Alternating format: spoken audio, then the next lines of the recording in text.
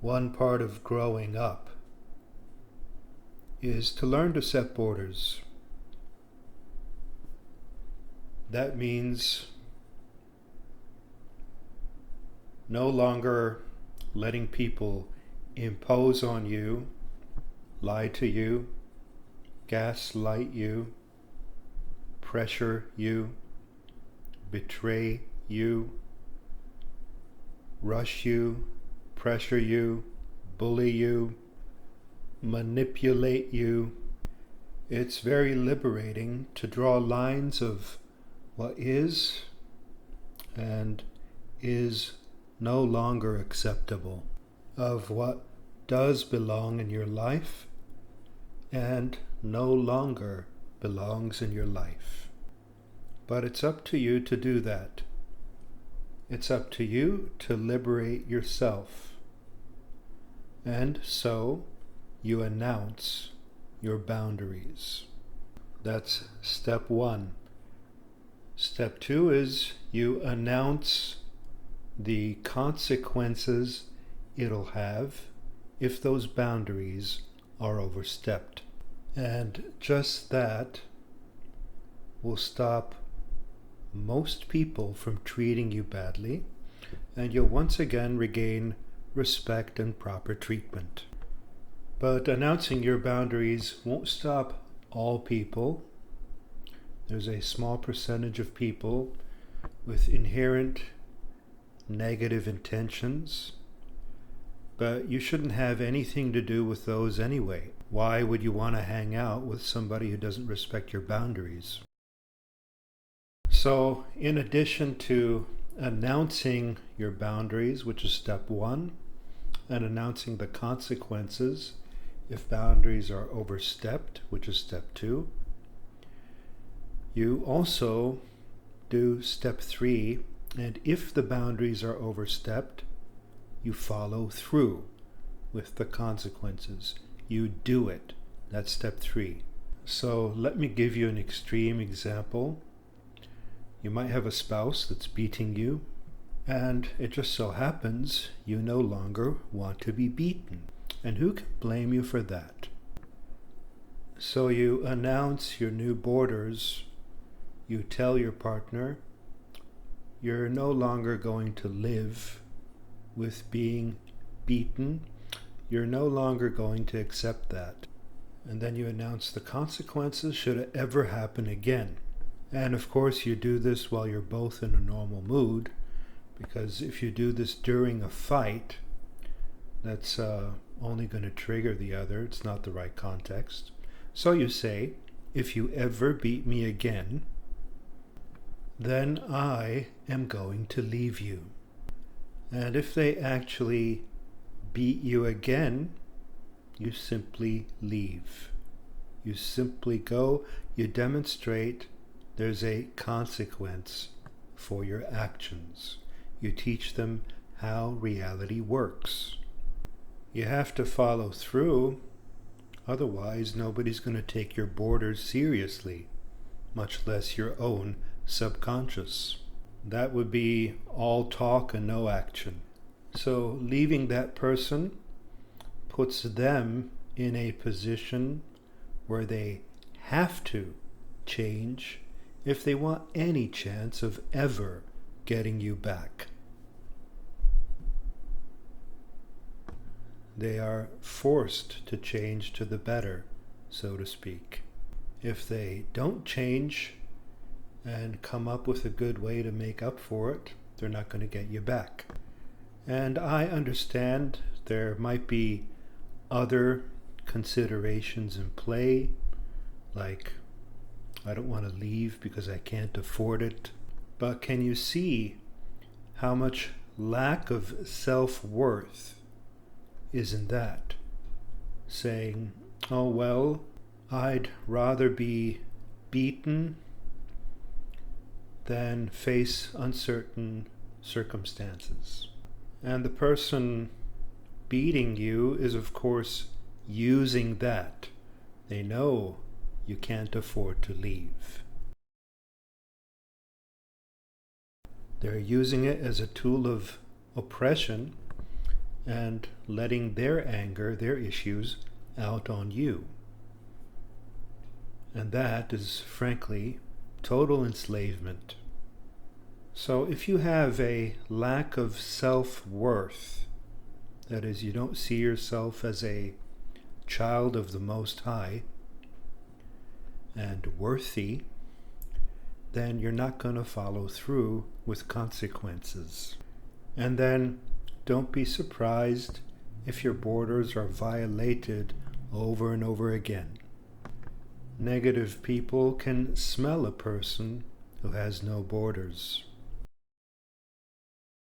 If you're a healthy, authentic individual, you're going to follow through on your consequences. If there are no consequences, your borders will be violated again and again. Because the person violating your borders is not growing or learning anything. They believe that whatever they're doing is okay. Because there are no consequences, they can keep doing it. They have permission to. Setting borders is like educating a child, telling them positive actions have positive consequences, negative actions have negative consequences. From an energy viewpoint, that's actually true. That's why long term, everybody feels better when you set proper borders and do what is true. But if you don't follow through, you serve neither yourself nor them, nor the truth itself. Negative people actually test what other people's boundaries are, whether they even have boundaries, how far they can go. You'll notice that people who have suffered horrible abuse don't even dare set any boundaries. And they require quite a lot of therapy before they do so. If you love yourself, you set boundaries. When you entered the world, you had this innocence, purity, this light around you. You had this curiosity, this imagination. You had an exuberance. And have you ever asked yourself where all of that energy went? Have you noticed how when kids are present, adults lighten up? They also get more honest and spontaneous. Much of this energy was shamed out of adults. It's punished out of people by breaking through your boundaries. Or more precisely, because as a kid, you did not have boundaries. And while having no boundaries makes you quite open-minded, it also makes you vulnerable to imposition from the outside. Without borders, your personal space, your time, and your dignity are under attack. Your life is then at the effect of other people or at the effect of some addiction. All addictions come from lack of borders, from the inability to say no, and also from indoctrinated shame in childhood. I gave you an extreme example of border setting with a beaten spouse. Now I'll give you a less extreme example so that you see that border setting is something we deal with on a daily, regular basis. I was on a plane recently, and the person beside me smelled so bad. I couldn't imagine sitting beside that person for 14 hours. It was a mix of vomit and feces and old urine and old sweat and whatnot. Had I stayed seated there, I probably would have thrown up. I could tell that the people around me also noticed it, but they weren't saying anything. They were just making faces. I guess they were ready to bear it for the duration of the flight. A lot of people will put up with stuff they don't have to put up with. And they shouldn't have to put up with all that, frankly. And it's all because they haven't set borders. Now, this doesn't mean that my tolerance level is low. It actually is not. My tolerance level is pretty high. I'm willing to bear a lot of things, especially for positive results. But this smell was unacceptable. It was beyond my tolerance level, and nothing good would have come from me bearing it. So I got up and told the flight attendant that I didn't want to sit beside this person, and she just told me to sit back down because the flight is full and the seatbelt sign is on. She ignored my petition. And in the context of the plane, she's in the position of authority. So here's an authority telling me to accept an unacceptable reality. And isn't that what often happens in life? We have these different so-called authorities telling us to be okay with something that's not okay. So you might, for example, have a school teacher who tells you to stop writing poetry even though you love poetry so much. And just because the teacher is a so-called authority, you'll follow his command and stop what you love. Might sound crazy to you, but that's exactly how I heard the story. In this case, I did not follow the flight attendant's orders. I defied authority.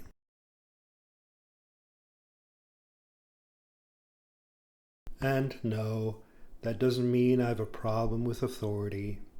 I respect authority and I respect the law, but I don't have to be forced to sit beside that stench. It's always been my view that rules should only be followed if they also respect your personal dignity. And it might seem obvious to you, but you'd be surprised how often basic human dignities are violated on a daily basis in this world. So there are some cases in which it's okay not to follow the rules. In similar bad situations, I might have said nothing just to keep the peace. And I've actually done so before, many times in fact. But not doing anything in this situation would have been supporting something bad. That's when timidity turns into supporting negativity. Having paid thousands of dollars for the flight, I can expect to experience it in relative peace.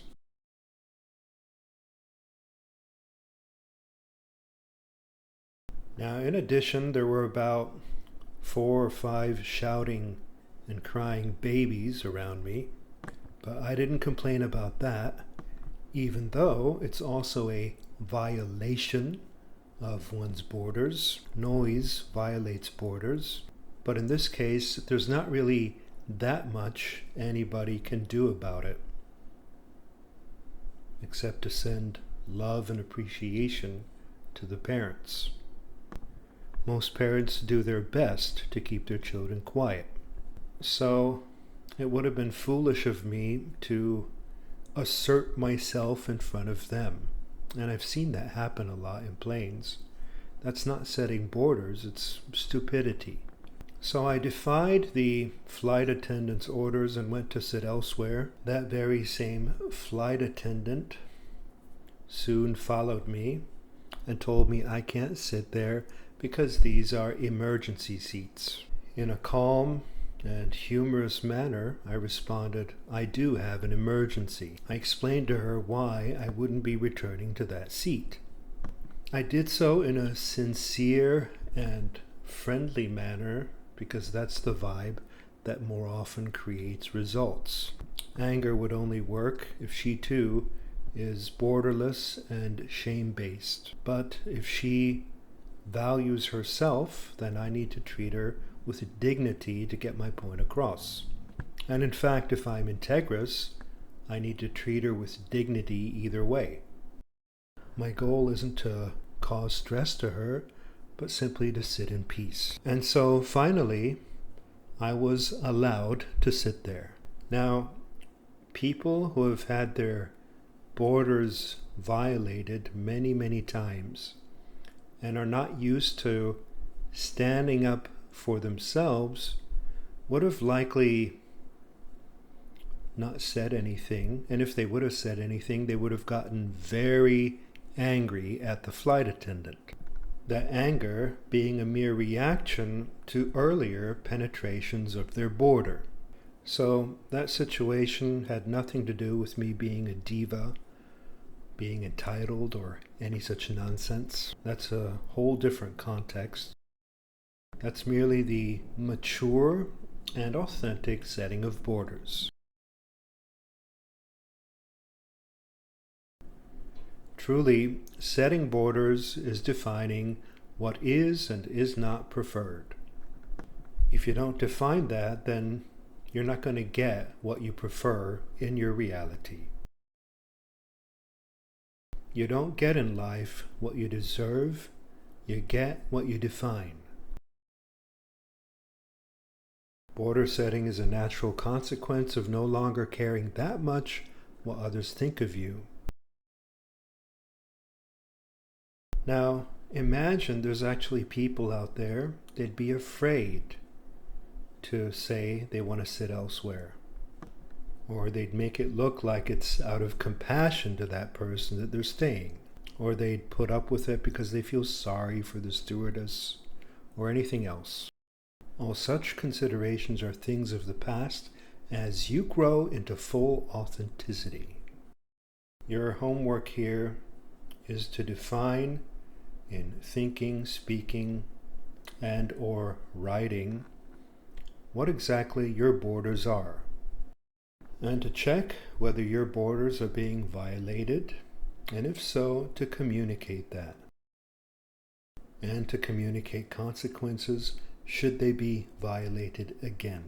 And there's no need to go over the top with your consequences. Stay compassionate.